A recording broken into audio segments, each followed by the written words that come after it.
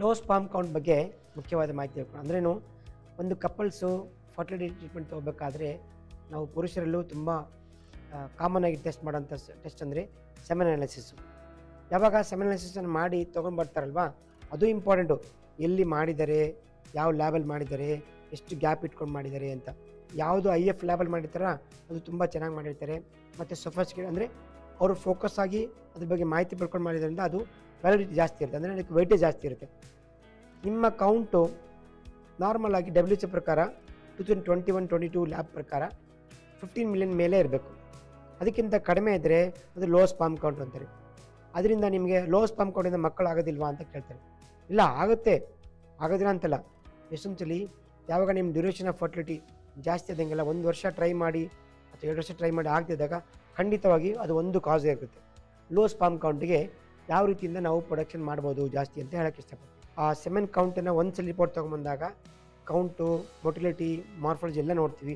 ಮತ್ತು collection volume ಎಷ್ಟಿದೆ, infections ಇದೆಯಾ, ಅದಕ್ಕೆ ಡ್ಯೂರೇಷನ್ ಎಷ್ಟಾಗಿದೆ, ಲಿಕ್ವಿಫಿಕೇಷನ್ ಎಷ್ಟಾಗಿದೆ, ಮತ್ತು ಯಾವ ಲ್ಯಾಬಲ್ಲಿ ಮಾಡಿದ್ದಾರೆ, ಎಷ್ಟು ಡ್ಯೂರೇಷನ್ ಆಫ್ ಆಬ್ಸ್ಟಿನೆನ್ಸ್ ಇತ್ತು ಅಂದರೆ ಎಷ್ಟು ಗ್ಯಾಪ್ ಇಟ್ಕೊಂಡು ಅವರು ಸೆಮೆನ್ ಕೊಟ್ಟಿದ್ದಾರೆ, ಅದೆಲ್ಲ ನೋಡಬೇಕು, ಇಂಪಾರ್ಟೆಂಟ್ ಅದು. ಆ ಸ್ಪಾಮ್ ಕೌಂಟನ್ನು ಅಸೆಸ್ ಮಾಡಿದಾಗ ಕೌಂಟು ಮತ್ತೆ ರಿಪೀಟ್ ಮಾಡ್ತೀವಿ 4 ವಾರ ಆದ ಬಳಿಕ. ಇನ್ನೊಂದ್ಸಲಿ ಸೆಮೆನ್ ರಿಪೀಟ್ ಮಾಡಿದಾಗ ಅದೇ ರೀತಿ ಬಂದರೆ ಖಂಡಿತವಾಗಿ ಅಲ್ಲಿ ಪ್ರಾಬ್ಲಮ್ ಇದೆ ಅಂತ. ಲೋ ಸ್ಪಾಮ್ ಕೌಂಟಿಗೆ ಟ್ರೀಟ್ಮೆಂಟ್ ಕಾಸಸ್ ಏನಿರ್ಬೋದು, ಒಂದು ಅವ್ರ ಲೈಫ್ ಸ್ಟೈಲಿಂದ ಏನಿರ್ಬೋದು. Lifestyle excessive smoking, alcohol, bad habits, drugs, excessive work, not sleeping properly, not taking health, lifestyle changes ಅಂದ್ರೇನು, ಎಕ್ಸಸೈಸ್ ಇಲ್ಲ, ಒಬೆಸಿಟಿ, ಇದೆಲ್ಲ ಇರೋದ್ರಿಂದ ಡಯಾಬಿಟಿಸು, ಇದೆಲ್ಲ ಹೈಜಿನ್ ಮೇಂಟೈನ್ ಮಾಡದೇ ಇದ್ದಾಗ ಅವರಿಗೆ ತುಂಬ ಮುಖ್ಯವಾಗಿ ಪರಿಣಾಮ ಉಂಟಾಗುತ್ತೆ. ಬರ್ತಾ ಬರ್ತಾ ಸ್ಲೋಲಿ ಡಿಕ್ಲೈನ್ ಆಗ್ತಾ ಹೋಗುತ್ತೆ. ಇದಕ್ಕೆ ಸಿಂಪಲ್ ಏನಂದರೆ ನಮ್ಮ ಲೈಫ್ ಸ್ಟೈಲ್ ಮಾಡಿಫಿಕೈ ಮಾಡಬೇಕು, ಸಿಂಪಲ್. ಅದರಿಂದನೂ ಎಷ್ಟೊಂದ್ಸಲಿ ಇಂಪ್ರೂವ್ಮೆಂಟ್ ಆಗಿ ಸ್ಟಾರ್ಟ್ ಆಗುತ್ತೆ. ಎರಡನೇದು ಇನ್ಫೆಕ್ಷನ್ಸು. ಎಷ್ಟೊಂದ್ಸಲಿ ನಾವು ಸೆಮೆನ್ ರಿಪೋರ್ಟ್ ಬಂದಾಗ ಸೆಮೆನಲ್ಲಿ ವಾಲ್ಯೂಮ್ ನೋಡ್ತೀವಿ, ಲಾಸ್ಟ್ ಪೋರ್ಷನ್ ಇದೆಲ್ಲ ಇನ್ಫೆಕ್ಷನ್ ನೋಡೋದೇ ಇಲ್ಲ. ಅದು ಎಷ್ಟೊಂದ್ಸಲಿ ರಿಪೋರ್ಟ್ಸು ಅವ್ರಿಗೆ ಕೊಡೋದಿಲ್ಲ. ಬಟ್ ಅದ್ರ ಬಗ್ಗೆ ತುಂಬ ಮಾಹಿತಿ ಬರೀಬೇಕು. ಇನ್ಫೆಕ್ಷನ್ಸ್ ಇದೆಯಾ, ಇಲ್ಲ ಪಸ್ ಸೆಲ್ಸ್ ಇದೆಯಾ, ರೌಂಡ್ ಸೆಲ್ಸ್ ಇದೆಯಾ.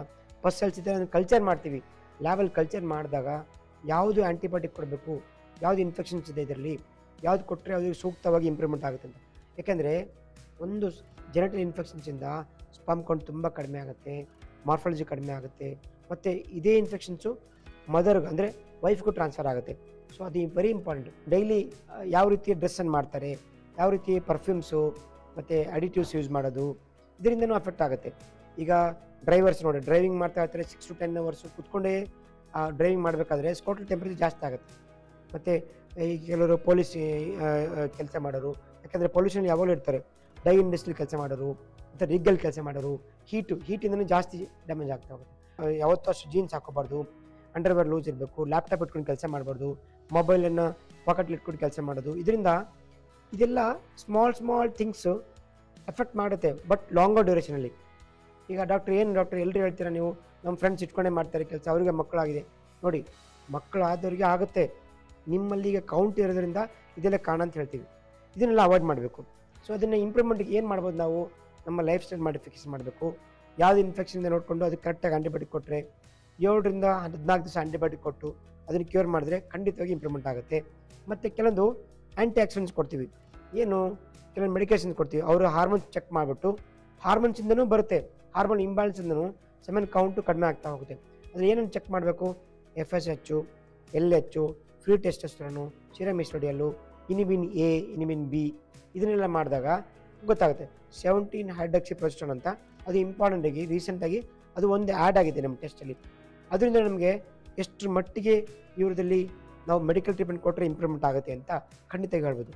ಎಲ್ಲರಿಗೂ ಮೆಡಿಕಲ್ ಟ್ರೀಟ್ಮೆಂಟ್ ಕೊಟ್ಟರೆ ಇಂಪ್ರೂವ್ಮೆಂಟ್ ಆಗುತ್ತಾ ಇಲ್ವಾ ಅಂತ ಖಂಡಿತವಾಗಿ ಎಲ್ರಿಗೂ ಆಗೋದಿಲ್ಲ. ಯಾರನ್ನು ಸೆಲೆಕ್ಟ್ ಮಾಡಬೇಕಾಗತ್ತೆ. ಅದಕ್ಕೇ ಯಾರಿಗೆ ಬೇಕು ಮೆಡಿಕಲ್ ಟ್ರೀಟ್ಮೆಂಟ್ ಅನ್ನೋದಕ್ಕೆ ಮುಂಚೆ ಹಾರ್ಮೋನ್ ಅಸೆ ಮಾಡಿಕೊಂಡು ಅವ್ರನ್ನ ರಿಪೋರ್ಟ್ ನೋಡಿಕೊಂಡು ಮತ್ತು ಸೆಮೆನ್ ರಿಪೋರ್ಟ್ಸನ್ನು ರಿವ್ಯೂ ಮಾಡಿ ಕೆಲವೊಂದು ಮಾತ್ರೆ ಕೊಡ್ತೀವಿ. ಅವ್ರಿಗೆ 6 ವೀಕ್ಸಿಂದ 3 ಮಂತ್ಸ್ವರೆಗೂ ಕೊಡ್ತೀವಿ, ಮತ್ತು 6 ಮಂತ್ಸ್ವರೆಗೂ ಕೊಡ್ತೀವಿ. ಇದರಿಂದ ಮತ್ತೆ ಒಂದು 3 ಮಂತ್ಸ್ ಕೊಟ್ಟು ಮತ್ತು ರಿಪೀಟ್ 7 ಟೆಸ್ಟ್ ಮಾಡ್ತೀವಿ. ಆವಾಗ ಇಂಪ್ರೂವ್ಮೆಂಟ್ ಇದೆಯಾ ಅಂದಾಗ ಅವ್ರಿಗೆ ನೆಕ್ಸ್ಟ್ ಸ್ಟೆಪ್ ಹೇಳ್ತೀವಿ, IUI ಮಾಡ್ಕೊಳ್ಳಿ ಮತ್ತು ನ್ಯಾಚುರಲ್ ಟ್ರೈ ಮಾಡಿ ಅಂತ. ಅವಾಗಲೂ ಡಿಕ್ಲೈನ್ ಇತ್ತಂದರೆ ಮತ್ತೆ ರೀಅಸೆಸ್ಮೆಂಟ್ ಮಾಡ್ತೀವಿ, ಸ್ಕೋಟಲ್ ಸ್ಕ್ಯಾನಿಂಗ್ ಮಾಡ್ತೀವಿ, ಮತ್ತು ಸ್ಪೆಷಲ್ಲಾಗಿ ಬೇರೆ ಏನಾದರೂ ಚೆಕ್ ಮಾಡಬೇಕಂತ ಮಾಡ್ತೀವಿ. ಯಾಕೆಂದರೆ ಯಾವಾಗ ನಮ್ಮ ಮೆಡಿಕಲ್ ಟ್ರೀಟ್ಮೆಂಟ್ ಫೇಲ್ ಆಗ್ತಂದರೆ there is a reason other than that ಅಂತ. ಅದು ಹುಡುಕಬೇಕಾಗುತ್ತೆ. ಸೊ ಲೋ ಸ್ಪರ್ಮ್ ಕೌಂಟ್ಗೆ ಖಂಡಿತವಾಗಿ ಟ್ರೀಟ್ಮೆಂಟ್ ಇದೆ. ಆದಷ್ಟು ಮಟ್ಟಿಗೆ 15 ಮಿಲಿಯನ್ ಅಬೋವ್ ಇಟ್ಕೊಂಡು ಸ್ಪರ್ಮ್ ಕೌಂಟ್ ಇದ್ದರೆ ನಿಮಗೆ ಚಾನ್ಸಸ್ ಆಫ್ ನ್ಯಾಚುರಲ್ ಪ್ರೆಗ್ನೆನ್ಸಿ ತುಂಬ ಹೈ ಇರುತ್ತೆ.